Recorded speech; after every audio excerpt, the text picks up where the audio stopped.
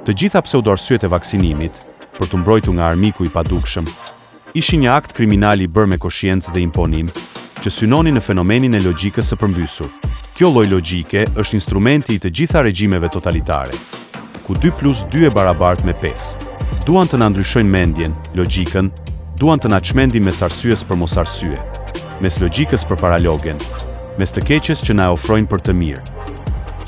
Gjithmonë, por kryesisht prej marsi 2020 kam vënë bas me veten, që nuk kanë asnjë shans të më çmendin, por i kam të gjitha shanset që t'i çmend.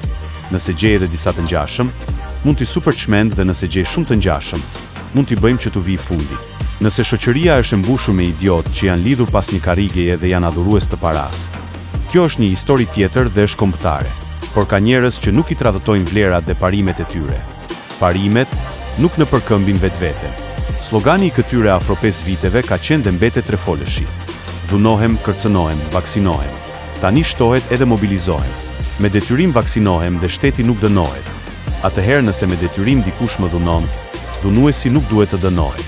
Jo vetëm kaq, por përderisa vaksinën na i sollën si ndërveprim në trup me detyrim, duhet të ndryshojmë edhe kodin penal dhe dhunuesin ta cilësojmë si ndërveprues. Pse të mos e diskutojmë edhe kështu këtë marrëzi. Me po aq marrëzi sa i shkon për shtat? Pas armiku të padukshëm, që u bë karamele në gojën e pushtetarëve. E pasi karamelja u shkri, kaluan tek shpimi dhe tani në një tropar tjetër, tek mobilizimi. 18 mars 2020, Merkel deklaronte: nuk ka patur sfidë më të madhe për vendin se sa koronavirusi, që pas vitit 1945, ma pas drejtuesit e qeverive na thanë: vjen dimër më i vështirë se ai i vitit 1945. Atëherë kur vetë hodhën në erë linjën e gazit që vinte nga Rusia.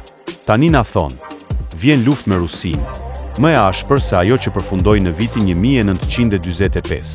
Fillojnë papagallët për hapi një frazë nga do, dhe i ngulitet aq shumë në kokë popullit. Aq sa idiotepset në stat të pakthyeshëm për të shpresuar se mund t'i referohet logjikës sërish. Popullin e burgosën në idiotësinë e panikut dhe frikës me virusin. Po izolojnë totalisht me varfëri, skamje dhe kanë filluar t'i flasin edhe për mobilizim ushtarak. Luajnë me popujt e tyre që i degeneruan dhe i lanë ignorant, të paformuar, të paedukuar, sepse ka dekada që nuk brumosen më qytetar, por qenie virtuale me tendenca parazitizmi dhe anomalie. Janë akorduar dhe koordinuar të gjithë në kupol që popullin ta nxjerrin jashtë loje. Ai ka për detyrë të jetë thjesht virtual, çështjet i zgjidhin shtetërët. E ndrydhën popullin me panik virusi. E tjetërsuan fizikisht me vaksinë, e kaluan në varfëri dhe pasiguri. Do e mobilizojnë tani, nëse do u duhet të ruajnë kokat dhe pasuritë e tyre të vjedhura. Gjithsesi, ju virtual mos u shqetësoni, do të kemi internet. Këtë ushqim nuk ju aheqin juve qenieve virtuale, që vetë krijuan. Me një njeri të tillë, të friksuar, të vaksinuar, të varfër, të pasigurt, virtual dhe shumë pranë idiotit, nocionet liri, pronë, pasuri do të humbasin sensi. Më pas, kanë fazën e 4 dhe të fundit, ku njeriu i zhveshur gjithçka do u lutet ta zhdukin. Dhunohem, kërcënohem, vaksinohem, mobilizohem a azgjësohem. Ky është portreti i njeriu të mileniumit të ri. Mast Channel. Please subscribe.